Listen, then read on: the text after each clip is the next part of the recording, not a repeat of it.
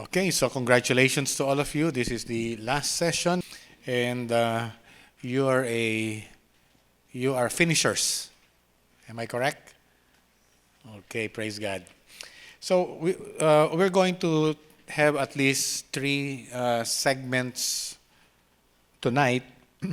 We're going to talk about wedding requirements, so that at least you'll know whether you're going to get married here in CCF, meaning CCF pastor, or another church that you are attending. You will have the same legal requirements. That's why we would like to let you know on it, so that when you go to your pastor or you go to minister, you have the proper documentation already. Okay? And then we will also uh, walk you through the wedding program. Okay, this wedding program is a suggested program by CCF. Okay, and then third segment will be, I will intersperse it with uh, tips on wedding preparations as well as your reception. How can you save? Okay, and then the last segment will be honeymoon. How to enjoy your honeymoon. Okay, two kinds of requirements that we need. First is requirement by CCF in case you will request for a CCF minister. And then the legal requirements, municipal requirements, which basically what you will need wherever what institution you will get married, okay, in the Philippines. So let's look at it. First of all, here, premarital counseling by CCF. So, you had 7 classes already, actually 6 classes. So you have this, and it is on spiritual, mental, emotional, and financial as a class in the 6 sessions. And this will be further, discussed in detail with you when it comes already to the one-on-one or one-on-two counseling with a couple counselors. But in order for that to happen, you must really submit completely your questionnaires. Okay? Because what are they going to discuss with you if you do not submit your questionnaires? Right? Very important with CCF, I don't know with other churches, is this parental blessing or parental consent. Can you please read this all together? Ephesians 6, 2 and 3. All together now, can you please read? Honor your father and mother, which is the first commandment with a promise, that they may go well with you and that you may enjoy long life on the earth. So you might say, I'm already over 21 of legal age, I have work, okay, therefore I'm already independent. There is no age qualification here. In other words, as we believe in the Bible, this is our operating manual. Very important, we play a high premium. In other words, it is non-negotiable that those who are wed with CCF, they must have parental blessings. What a parental blessing is, your parents have to sign their full blessings for you to be married to your partner. Without that, we do not officiate marriages. Okay? And we have so many cases wherein the man and the woman, they really waited for their parents to give their full blessings, okay, before they went through with the wedding. Some waited for 2 years, some waited for 3 years, okay. There was one couple, they waited for 3 or 4 years because the parents said, you go ahead, but we will not be in your wedding. So they prayed, they trusted God, they waited, and then at the proper time, the parents agreed because one of the party belongs from a influential political family. And so during the wedding, one of the ninangs is President Cory Aquino. Can you imagine that if they insisted before, President Cory Aquino at that time was not president.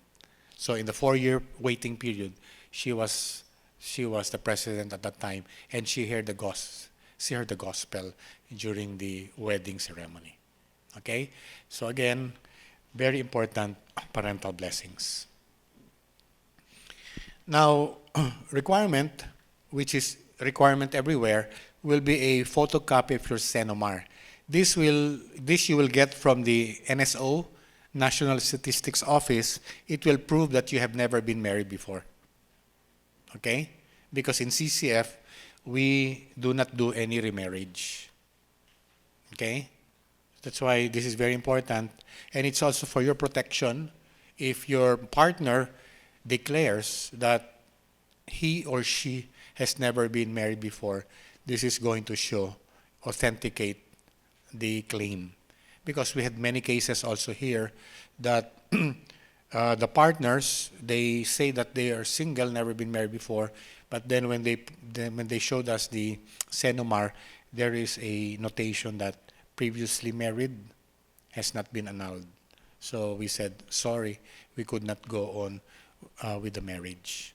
Okay? So that will also be protection on your part. Okay? One must be a member of CCF. And then miscellaneous and processing fee. We have that because while you are having your honeymoon, CCF is going to register your marriage contract. See, that's why you're going to pay miscellaneous processing fee. This is a sample of the CENOMAR. I don't know if you have it in your notes. Do you have a copy, CENOMAR? Is there a photocopy? Okay. It's very easy to to have this. Municipal requirements. Original marriage license. Okay? You have to go to your city hall and then you get a marriage license. Notarized request for celebration outside the church, CCF. We have this in the pastoral care. We have a template. We will give this to you. Okay? And then all what you need to do is to have it notarized. Photocopied cedula or the community tax certificate. That's what you need. Pastor's license to officiate weddings. That's we give that to you as a photocopy because these are what they need in the city hall so that they can register the marriage certificate. Okay? And then as they register it, they will forward it to NSO so that it can be recorded in their office. And then, of course, the marriage contract has 4 copies. You will get 1 or 2. And then for the marriage contract with the NSO insignia, I think it takes about 3 to 4 months before you can get one. But the one that comes from the municipal hall, so long as there's a registry number, when they receive it, they will put a registry number. You can already use that to change status. Because from Miss, you now become Mrs. So you can use that. The banks accept that. This is a copy of the marriage contract. We are the ones that type this out for you. Once you just give us the papers, and Fifi is the one typing this. We have a template, and then we just encode all the data. Okay?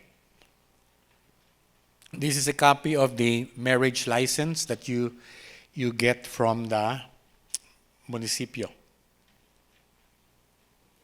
Applying for a marriage license, what do you need? Birth certificate, NSO, CENOMAR, and then premarital counseling certificates.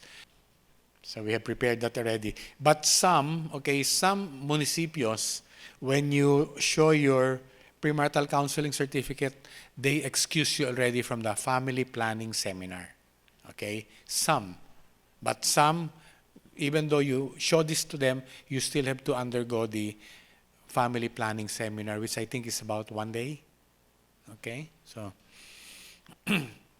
where do you apply? City Hall, where you or your partner are residing. So let's say if one lives in Makati and one lives, let's say, in Manila, try to inquire which of the City Hall will not anymore require family planning seminar if you produce a premarital counseling seminar from here. Okay? Then I think that's where you get your marriage license. When will the marriage license be released? 7 working days. How long is the license valid? 120 days or what? 4 months. So if you're getting married in April, you can already apply next week. If you're gonna get married on Valentine's, apply already next week. Okay? And then it is valid for 4 months. Out-of-town marriages. Filing of marriage contract will be done by the couple. So once it's not anymore in the radius of Metro Manila, you will have to take care of the registering. Okay? Then you just have to give CCF a copy. So let's say you are getting married in Tagaytay City. Okay? Let's say it's a Saturday. Your wedding's on a Saturday. Stay an additional night, Sunday, so that when you check out on Monday, you can file your marriage contract in the municipio of Tagaytay before you go home to Manila. Okay? So, or let's say wherever, if you get married in Bohol, okay, make sure that you have an extra night before the next working day, so that the next working day you file it, the marriage contract, in the municipio. Is that clear? Okay. Because you will not like CCF to file it for you, because you have to pay for our messenger. Okay? You have to get him a plane ticket, you have to let him stay in a hotel, etc. So it will be very costly. That's why we give the responsibility to you already, since you're already at the venue. And that's an extended honeymoon day anyway for you, right? Okay. Okay, out-of-town marriages. Let's say you really want a CCF pastor to officiate your wedding. You will have to take care of the travel expenses of the pastor and the wife. And then you'll also shoulder, if it's, let's say, Tagaytay, out of town, you'll shoulder the gas, toll, meals, or plane fare. Okay? Letter C, accommodation will also be shouldered by the couple for venues. Okay?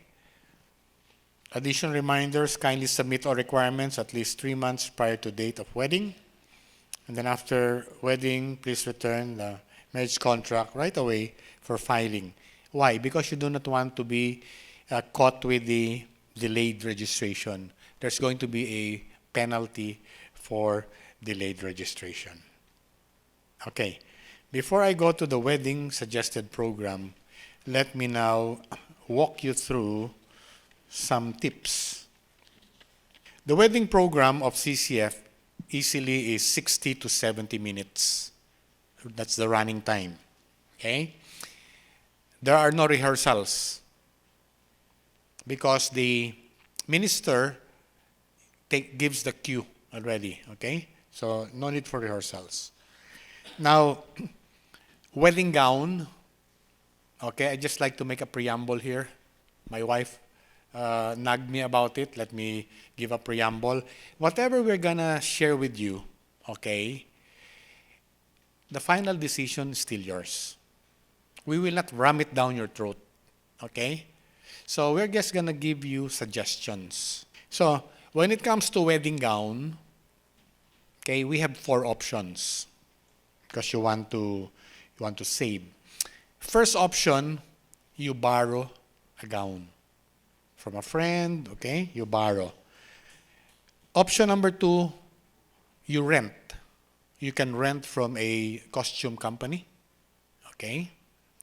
And as we share this, there are many couples that came through our class that really took option 1, option 2. Okay? Because why? The gown, like for instance, anyway, number 3 option is you buy ready-made. Okay, you buy ready-made. You go to Divisoria, you go to Mega Mall, wherever. You can buy a ready-made gown for 5,000. Okay? Option number 4, you go to a couturier.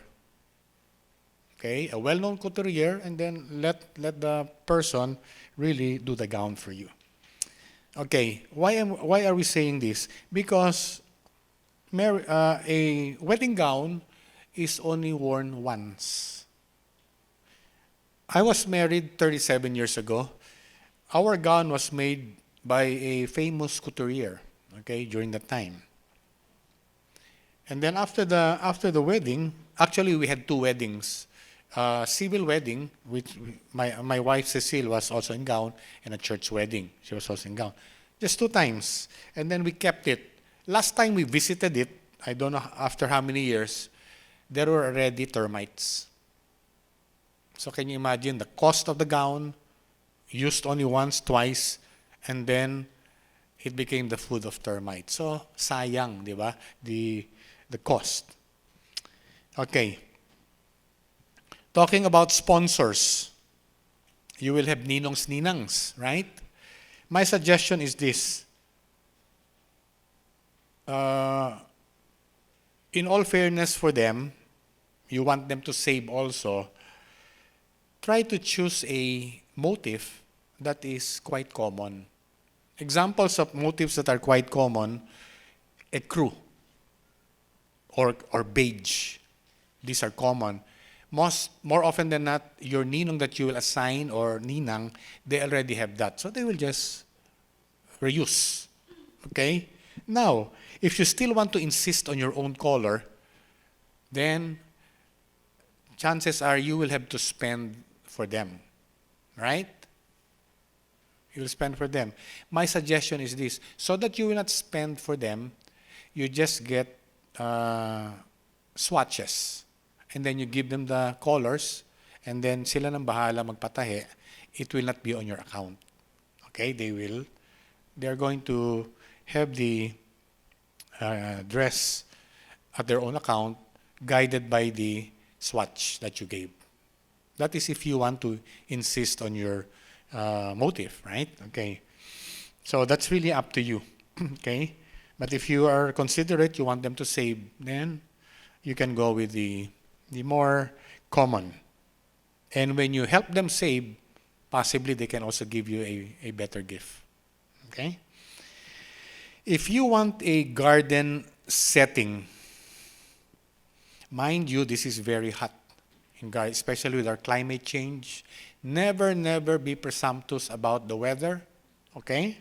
Because I had officiated 3 weddings already, garden. One in Philippine Plaza, which is now known as Sofitel. Okay? The other one is in Coconut Palace. And then the third is in Mango Farm. I was a sponsor. When I was the officiating minister, right in the middle of the ceremony, it's summertime, okay? It started to rain. Guess who was left at the altar? Just the 3 of us, okay? Everybody ran for cover. I tell you. At Mango Farm, okay, again in the middle, everybody ran. And then it was disrupted for 1 hour because they had to, relocate the sound system and everything going indoors. So if you really want to do a garden wedding, you really have to pray hard. And you really have to think through it. Because remember, you're only going to be married once. So you do not like any disruption whatsoever. Admittedly, garden is very nice, right? Because of the motif, etc. But I think you have to balance it out. You have to balance it out with practicality. What if it rains? So I have to think about that. Okay? Now, I did the wedding at Manor in Baguio. Are you familiar with Manor? Have you been there? Okay, there is a gazebo, okay, at the manor. You have to make sure that the chair of the bride and groom to be is moved almost towards the front. Okay? Because when I arrived at the location, the chairs were tucked in inside so that they can have the nice view of the gazebo, right? They're in the middle. But when you sit at other angles, bride and groom cannot be seen. So, top of mind, you must make sure that your chairs will allow everybody unobstructed view. Okay? Have electric fan that is pointed towards you. Because I tell you, it's very hot. Especially you're excited. Okay? It's very hot. And then for the paying of the suppliers, my suggestion is do not pay full before your event. Always pay on the day itself.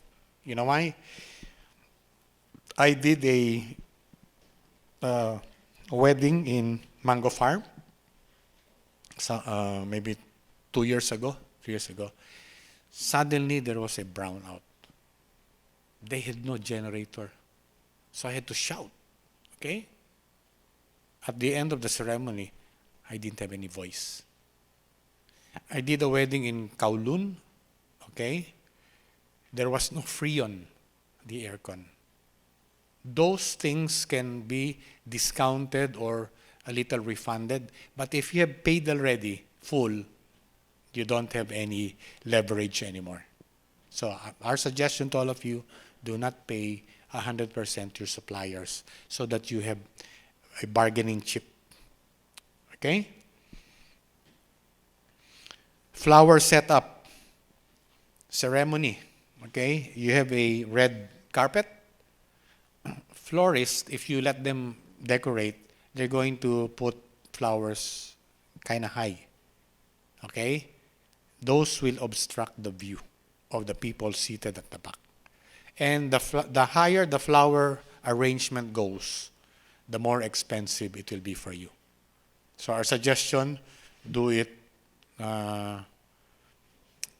just on the floor. Nice, beautiful flowers, but it's on the floor level. Okay? Same with the reception. If they will decorate the reception, they will try to make it high. But you know what? If people are talking to one another, they cannot see each other because there is an obstruction. So let it just be table height. It will become cheaper that way rather than they make it higher. Okay? Decorate your ceremony, venue, and reception very, very simple only. It can be austere but nice. Okay? Because florists, they always want to try to have beautiful aesthetics, but it is not balanced with practicality. Okay? I did a wedding in Splendido. You know where Splendido is? Tagaytay. Okay? Per plate is 5,000 pesos. Why? Because they have European cuisine, Japanese cuisine, Filipino cuisine, they have roasted calf, open bar, open dessert. So one plate is 5,000. I told the couple to be ready to do their homework because of session 7. Apparently, they did not. What happened is this. The day itself, there was a typhoon. Okay? So, make a long story short, I saw there were already 3 tables empty. How many seats in a table? 10. 10 times 5,000 is how much? Huh? 50,000. 50,000 times 3 tables is how much? 150,000. Can you imagine the wastage? Okay? So you have to manage it very well. Okay? And then viands. My suggestion is get healthy viands or potahe. Okay? Maybe you can get soup, veggies, and then chicken, fish. That's it. Rice. So let's say if you're budgeting 800 pesos per plate, if you just do that, you can bring it down to 500. Okay? And then cake. They will tell you, oh, it's part of the package, the cake, the wedding tape, cake. No, nothing is free. They will build that in your package and then tell you it's free. My suggestion to you is order a pseudo cake. You know what a pseudo cake is? It's inside it is wire, and then there's a small triangle. That small triangle, that's where they place the real cake, and then they cover everything with icing. That's why it's called a pseudo cake.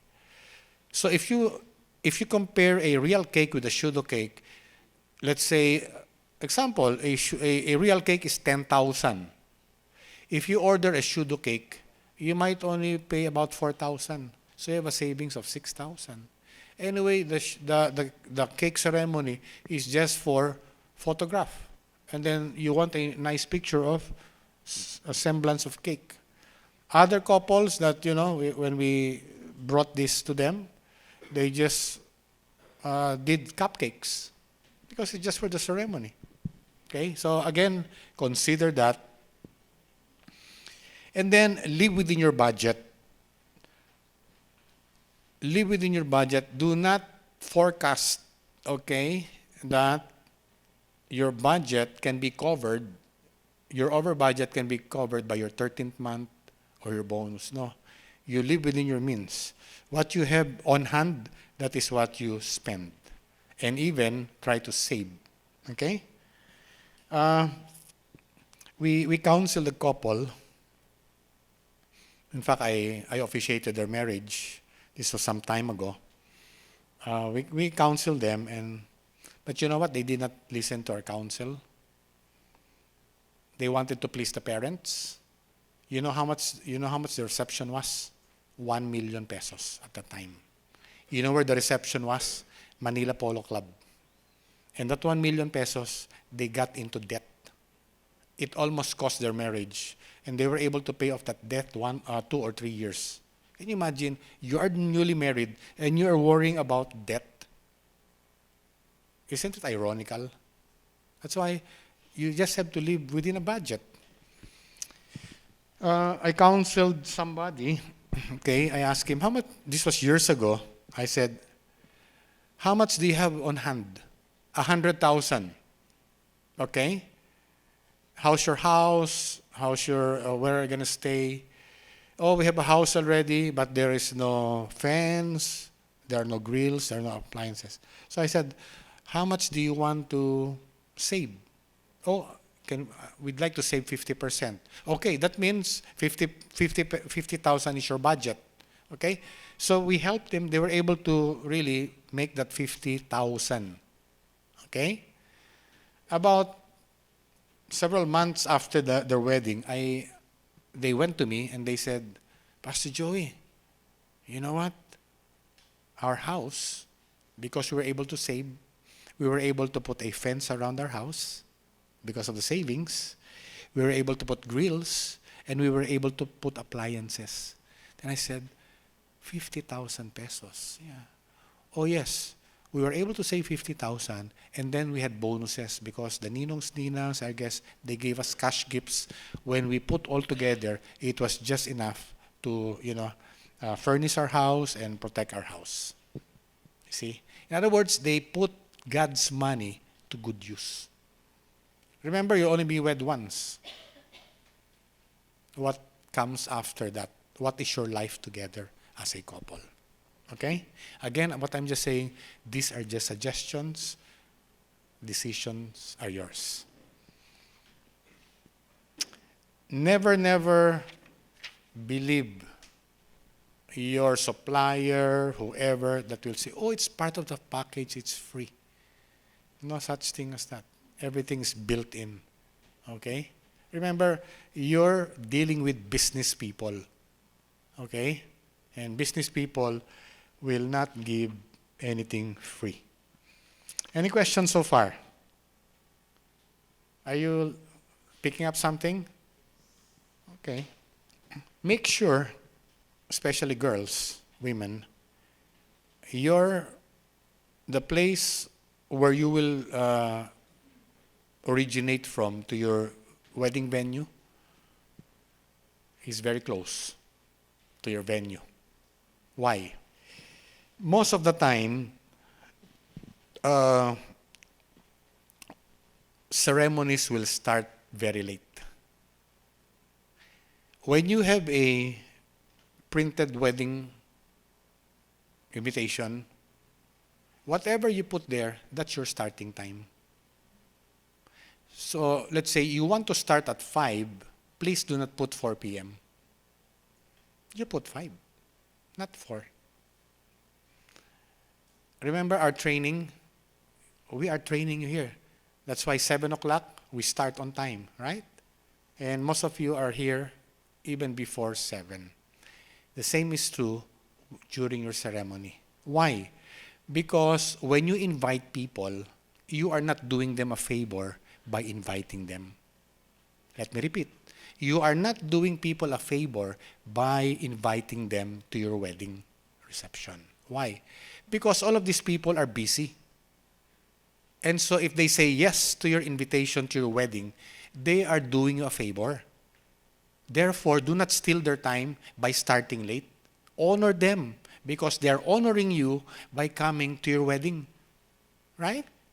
So, the best thing that you can do to honor them and to respect them is not to steal their time. So when you say in the wedding invitation, our wedding ceremony is at 5 p.m., make sure you start at 5 p.m. Even though guests are few, ninongs are not there, start. And remember, it's a Christian wedding. So it must be distinct from other weddings. Okay?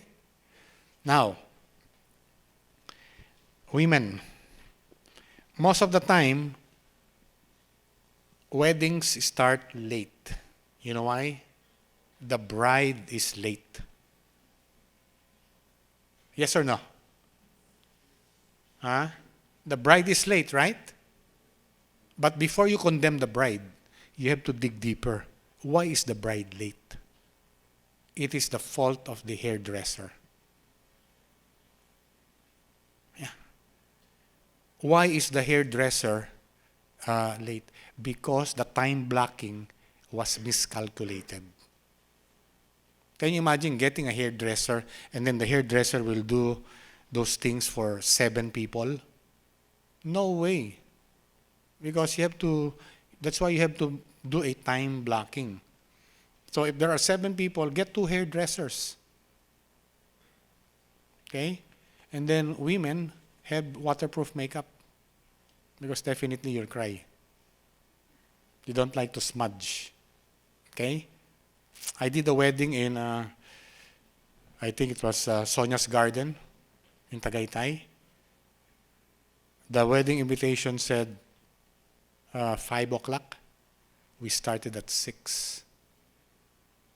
Some ninongs, they came from Baguio, all the way from Baguio to Tagaytay.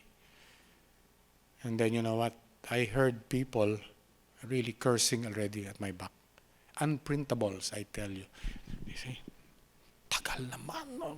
And then, may kasamang mura, ganyan. I mean, okay, this is family, no? We are all family.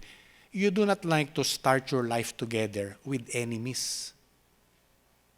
Would you like to start your life together with enemies? Yes or no? Then start on time. Okay? I'm pleading with you. Start on time. That's why we trained you here already. Coming to class early. Okay? Processional. That's the march. And then the bridal march.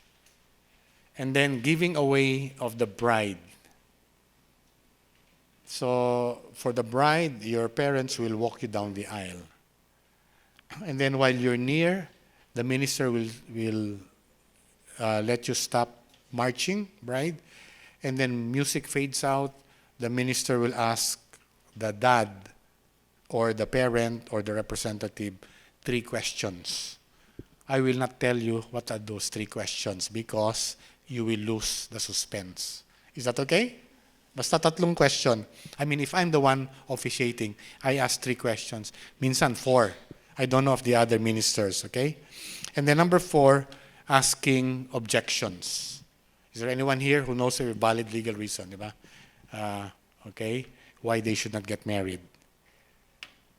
And then number 5, opening prayer, and then exhorting the couple. This will also include the explanation of covenant and vows. Next, charging of sponsors. The sponsors have responsibilities. So we ask them to stand up, and then we give them their responsibilities. By the way, their responsibilities are not to foot the bill of the reception, okay? Their responsibilities are spiritual. And then number 8 is honoring parents. This is very, very crucial. In fact, this is non-negotiable. Let me give you an in what honoring the parents are. Honoring the parents simply means that, first of all, you have to do this privately. Okay, privately. You go to your dad, you go to your mom, okay, and then you ask forgiveness from them. When you ask forgiveness from your dad or your mom, you have to mention specific sins. Do not say in general, Dad, Mom, I'm sorry that I've sinned against you so many times. No. You will be specific and say, Dad, Mom, or Dad, I ask your forgiveness for the many times that I had lied to you.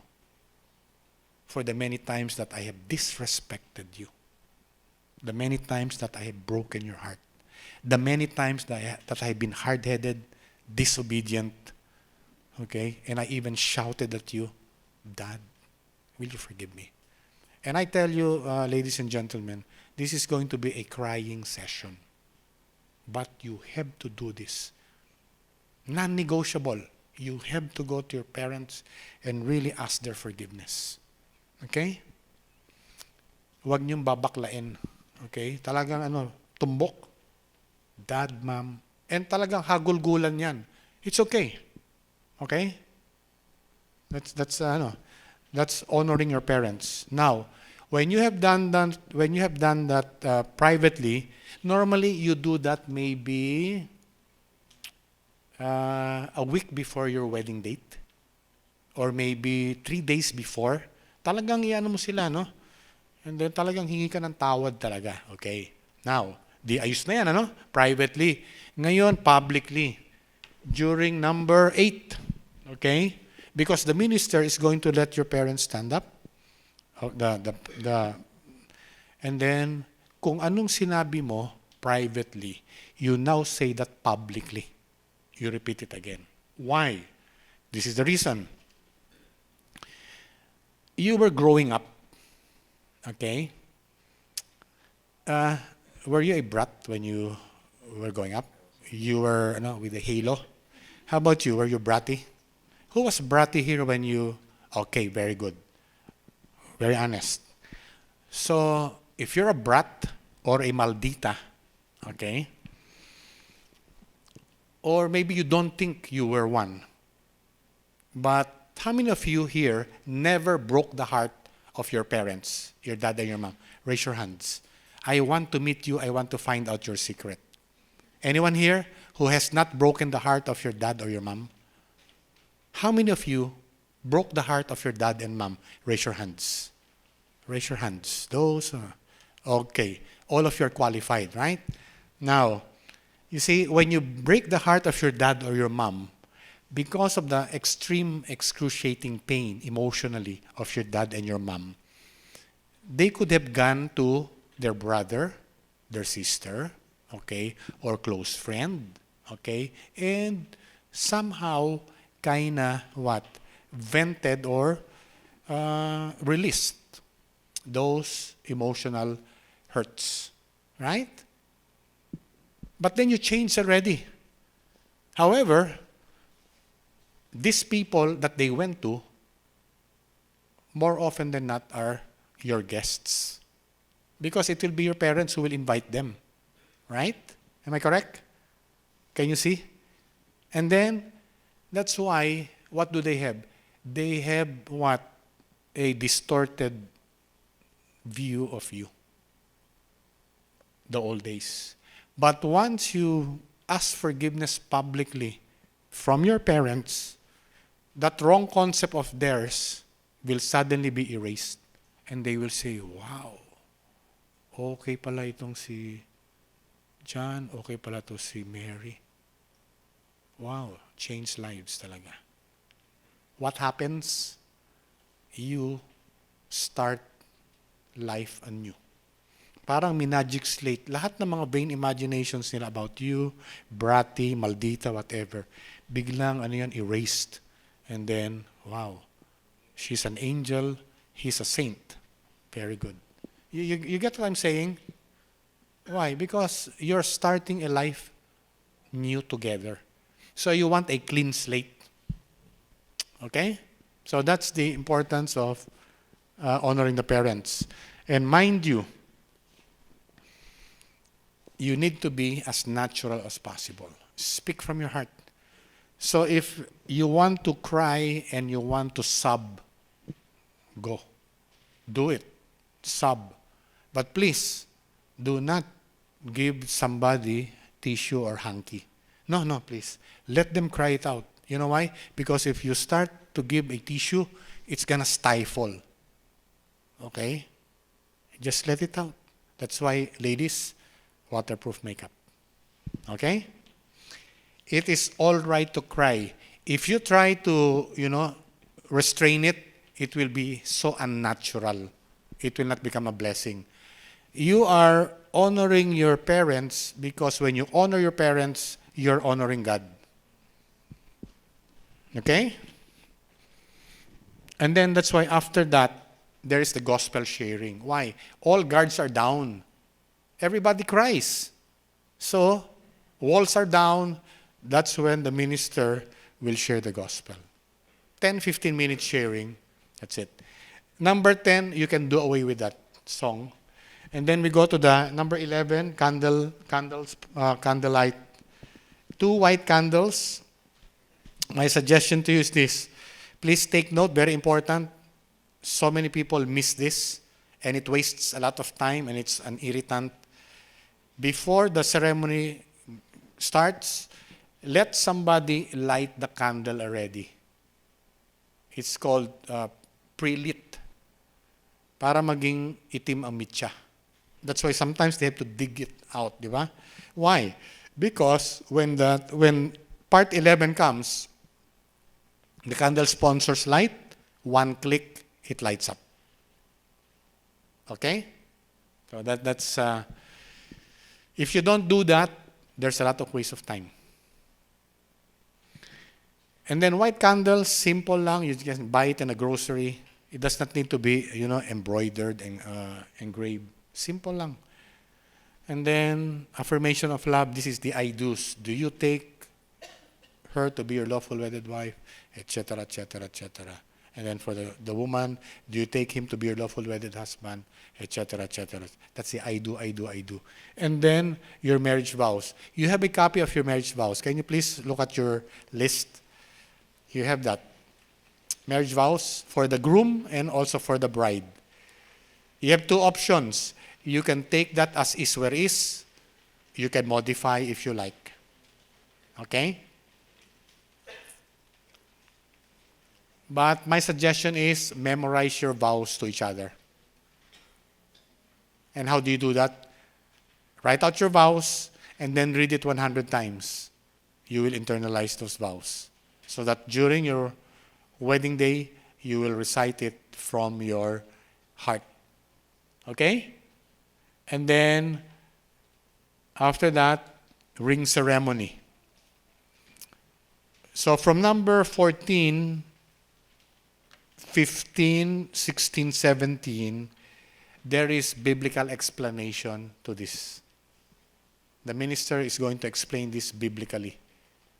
Okay? And then there are vows here that you're going to read from the clear book of the minister. You will just read it. Okay? Coins, any coin, you don't have to take it out. Okay? Veil is color white. Cord, make sure it is a white cord. Okay? There are again symbolism with this. And then number 18 is signing of the contract. Make sure the card that you will use, the contract is inside there. Okay? I did the wedding in Blue Garden. Then when I said, may we please have the contract? Sabi niya, oh, it's at the hotel room. You don't like that, okay? So I just told her, habol mo na lang sa office.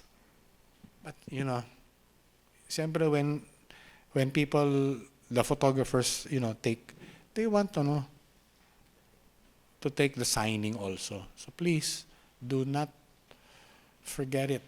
Put it in the car that is going to bring you to your venue.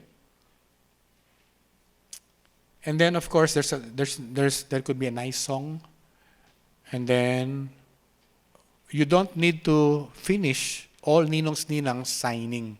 What I do, once the couple signs, I sign, even if they're signing, I already go to the number 19. Remove the cord, remove the veil. And then, unity candle, that's the white candle, okay? It's a big candle. Also, pre-light it. If you're in the garden, make sure there are glass casings so that it will not blow out. You know naman the superstition of people. Ay, malas na namatay yung kandila, di ba? I mean, you like to manage everything, di ba? Simple, manage it. Okay, that's why, as I'm saying, maganda indoors. Everybody's comfortable, especially if it is aircon. You know who's gonna suffer the most sa heat? The bride and groom. I tell you. By the way, ladies, a tip for you. I suggest you wear you can wear slippers under your gown, di ba? Flats. Anyway, they will not see it, di ba? You don't like your varicose veins to come out. I'm serious, di ba? I mean, praktikalan na lang tayo, di ba? I did the wedding in White Plains sa rooftop. Okay, rooftop, ang ganda. Sabi ng bride sa akin, Pastor Joey, can I go barefoot?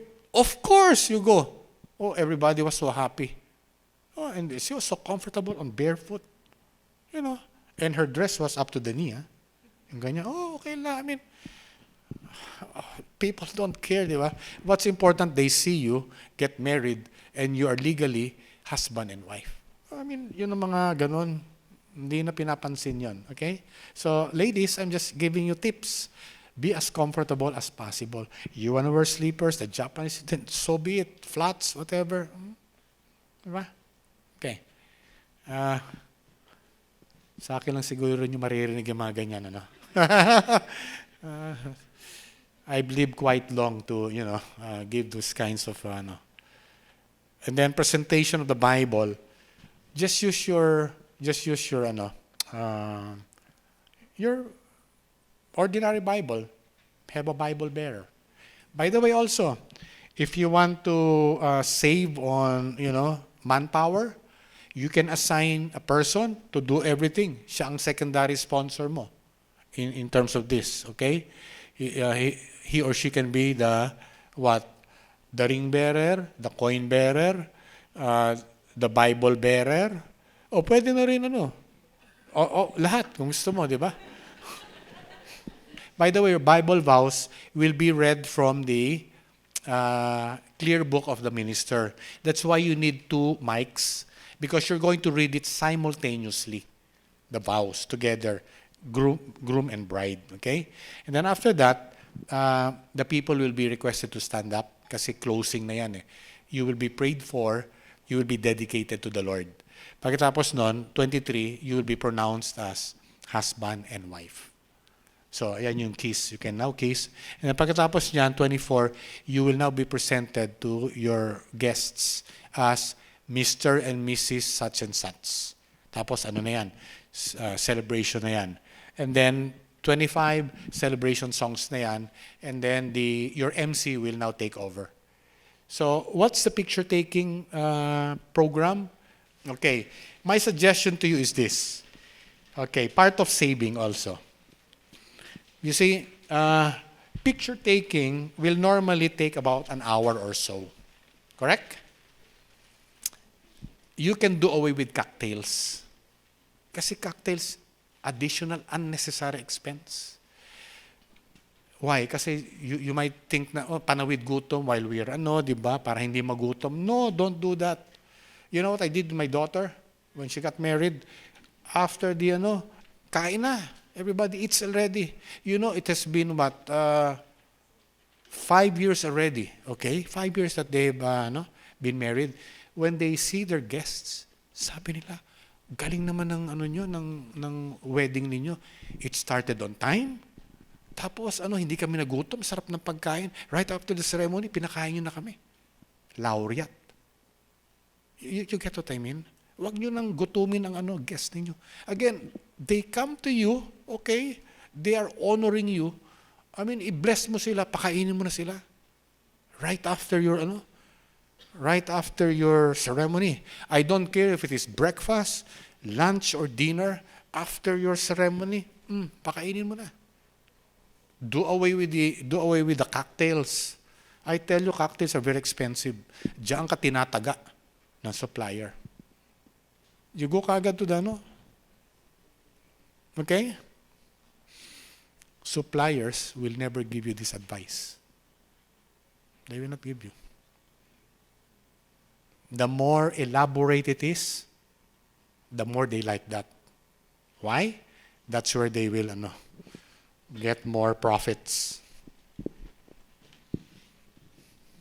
Maybe if wedding coordinators hear me, they're gonna stone me.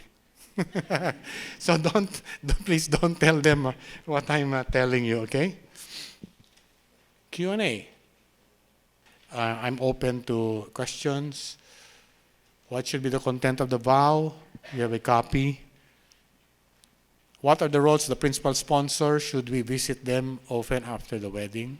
It's up to you. But you can visit them. Let's say if you have counsel, you want their advice. How much is a typical expense for a wedding? It's flexible. It really depends on how you want it. I have done many weddings inside CCF. And the cost was less than 5,000. Yeah. We just used one room. The parents were there. Nobody was pregnant, by the way. They were there, some guests, etc. Mura. Why? Because the couple, they were thinking of their honeymoon. They want to splurge on the honeymoon. And then they also want pondo for their house. Because they have to deposit 3 months advance, 3 months deposit. Diba? Kasi bubukod na yan. So, those are smart couples. Diba? Mga ganon. I say, even if you have 1 million pesos, but if you can save as much as you can, go for it. Because I will challenge you. Even if you're gonna save 2,000 pesos, go for that 2,000 savings. Why?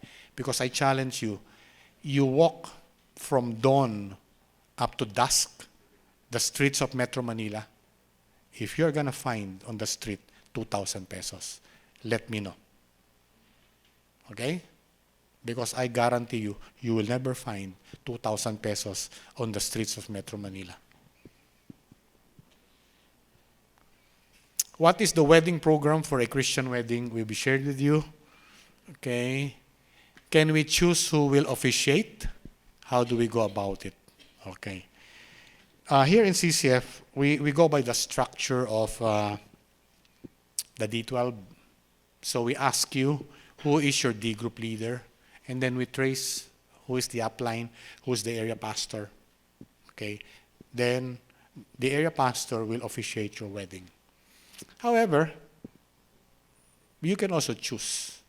Okay, maybe because you don't know your area pastor, you know him by name, but you are not kind of comfortable, so you can choose.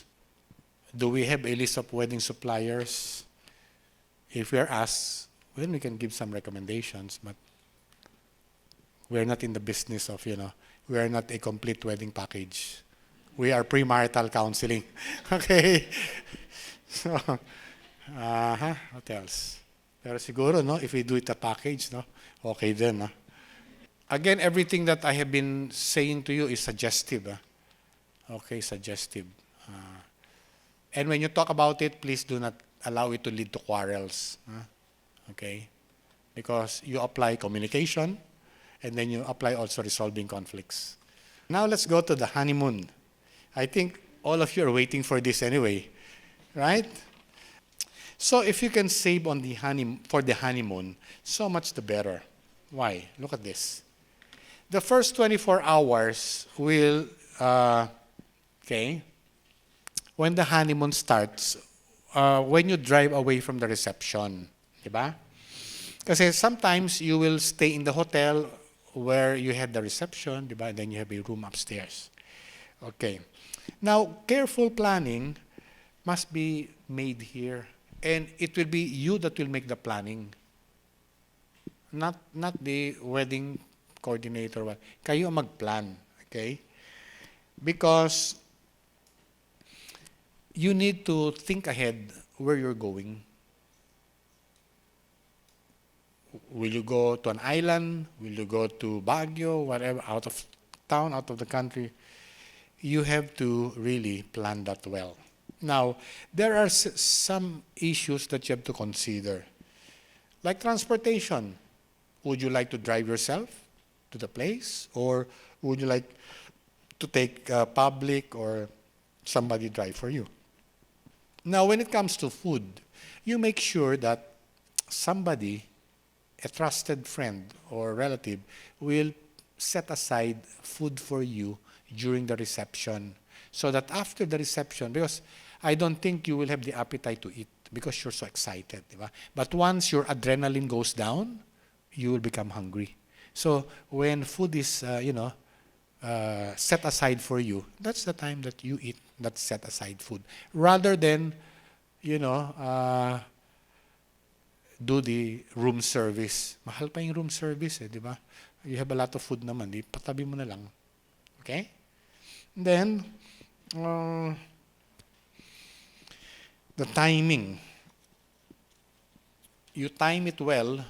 What time are you going to your destination? Will it be as soon as you wake up? Or maybe you'd like to, if you're in a hotel, you might like to take the late checkout so that you can also enjoy your time together in the room. Anyway, you paid for that, diba? So, and then stay. And then right after that, where are you going after the late checkout? So lahat yan naka-plan. Okay? And then, let's see. Yan. This is very important. You need privacy. Okay? Because you have been harassed. Right? Talagang haras na haras yan. And so, you now want to have privacy. So, you must consider clothing and personal items. What you'd like to bring in with you. Would you like to bring a separate suitcase, like let's say a hand carry versus the big maleta? Diba? You'll set aside, rather than just one maleta and then, you will dig for what you'd like to wear, diba?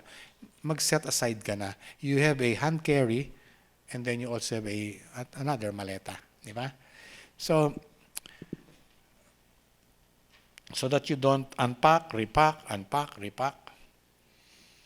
And then the honeymoon is actually a time for transition between singleness to marriage. And therefore, it is a time wherein you will enjoy each other without any outside distraction. That's why you want privacy. You don't want to be hurrying up.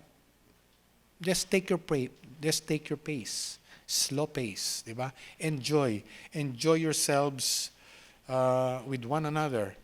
If possible, you are not running after a schedule. Okay? So, you'd also want to be freed up from outside guests. That's why it would be good that your cell phone is, not accessible. Because there might be people that will be calling you. They want to, congratulate you, etc. But those are interruptions. You just want privacy, just the two of you. Okay? And then, private settings. Very important also. Why? In planning, you want to express yourselves sexually. Okay? Therefore, the private settings also, you want to be sure that your neighbors will not hear you. Okay? Especially when you're having fun, etc. Diba? Now, how do you assure that? Well, please do not get a bed and breakfast place. Why? Because these old, places, they have, open doors, at the bottom, and sound will pass through that. Some may have creaky floors, and maybe even the bed, it's creaking. So you want, as much as possible, total silence. Okay? Now, definitely you want sound protection. So, look for good places to go to. And of course, with these bed and breakfast places, you have communal meals. And who knows, you might bump into friends. Diba? Siyempre, you'd like a place where people do not know you. So that you can just be yourself. You don't like to know of some people and then, you have to entertain them. GMRC, di ba? Rather than entertaining one another, somehow you have to entertain them also. Okay? So, very important, the private settings. Rest and relaxation. Of course, you're so tired, di ba? From your wedding preparations and then the reception itself, the ceremony. So this allows you to recharge, restore what has been lost. You lost time together. So this is the time wherein, you can bond together, you can have a new home feeling with one another.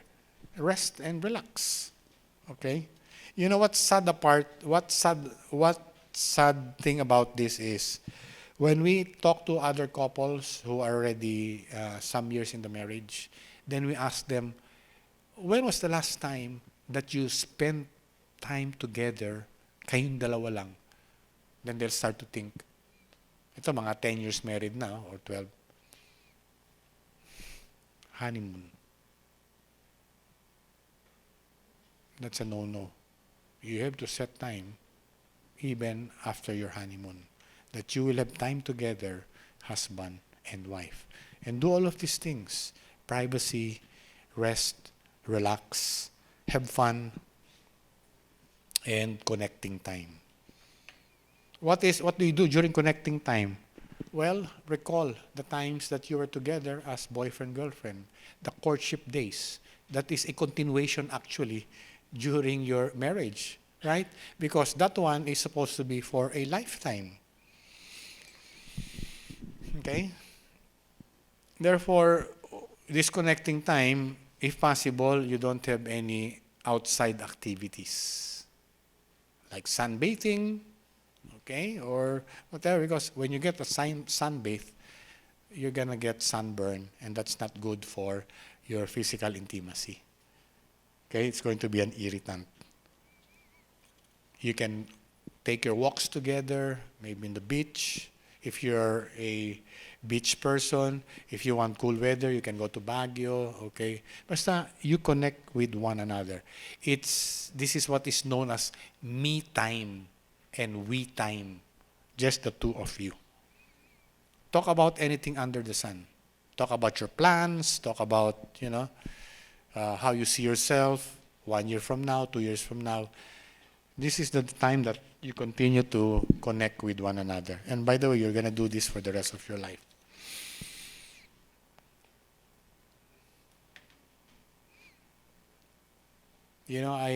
I still need somebody to tell me a place that has like this. Diba?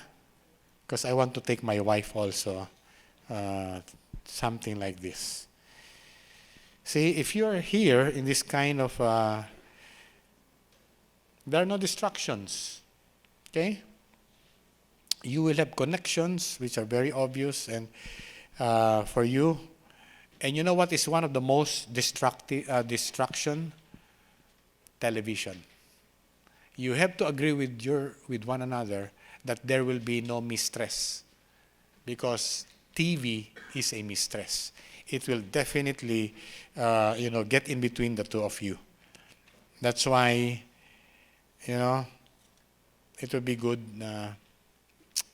When my wife and I go out of town trips, let's say when it's business or pleasure, we don't open the TV.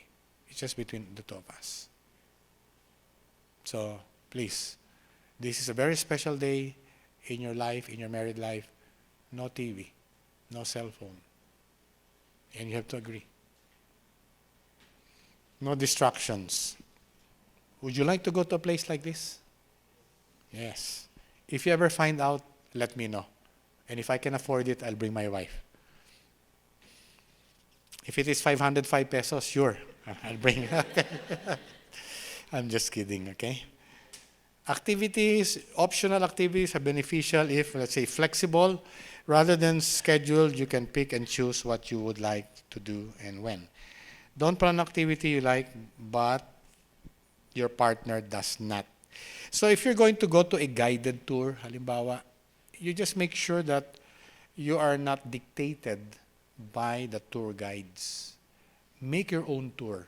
That is my recommendation. Because this will be the first time that you will be together.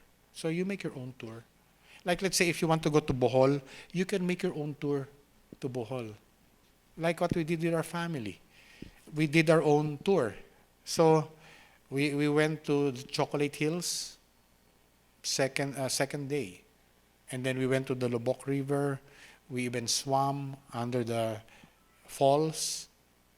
That was not in the tour. We made our own tour. We swam at the side. It is called an enclave. Can you imagine the handwork of God? Enclave, there is a vine that you cling onto, and then you can swing and then let go and you splash into the river. In that enclave, there is ice cold water in a portion there, and there's also a hot spring also there. My kids enjoyed it there in that enclave. That is not in the tour itinerary. So you have to be creative. You ask the natives. If ever you're going to swim, let me give you this tip. If you see the natives swim, let's say in the river or what, it is safe. There are no crocodiles. Okay? What you want to do, when you want to do, where you want to do, okay, how long you want to do. Those are the guidelines in the activities that you plan. There. How many of you have been to Bohol? You recognize that? That's the Chocolate Hills. See? Look at this one. You see that? Tarsiers. You know why the caretaker allowed us to have that? Because we were there around 7:30 in the morning. But once you go here around 9, so many people, they do not allow. You see the backdrop? That is Lubbock River. There's our 3 children. Okay? If I'm not mistaken, this was in year 2003, 2004, if I'm not mistaken. Okay. Look at the tarsiers. Very magnificent creation of God. There, close up. You look, see their eyes? Laki, no? They are nocturnal beings. Okay, this is the Lubbock River tour. They give you a buffet lunch. I mean, not give you, you pay, but they, okay, you pay for that and they let you eat buffet. That's the falls. See? We were able to go there because I rented a pump boat and then we went upriver and then there. Okay? That's the enclave. It's also the Lubbock River. If you're going to the falls, it's on your right side. It's on the right side. You will see it. You will not miss it. Okay? And then here in this enclave, there's hot springs and there's also ice cold water. Can you imagine that? Okay, that's the site. My children, I let them experience intro dive. So when you go to the intro dive, you make sure you look for a Filipino diving shop. Filipino, ah? Never go to a foreign-owned diving shop. Oh, they will charge you in dollars. Okay? Go to a Filipino. Okay? And then you can have your shot underwater as a souvenir. There's my beautiful wife, Cecil. Okay? Itim pang buhok ko nun, ano? Okay. And then, look how white the sand is. That's Alona Beach. Look how white the sand is. See? And it's not commercialized. That's dolphin watching. We're about 2 miles out in the ocean. Dolphins. Okay? But you have to go here. You have to leave the shore 5:30 in the morning so that you can meet them there. Okay, that's it. Thank you.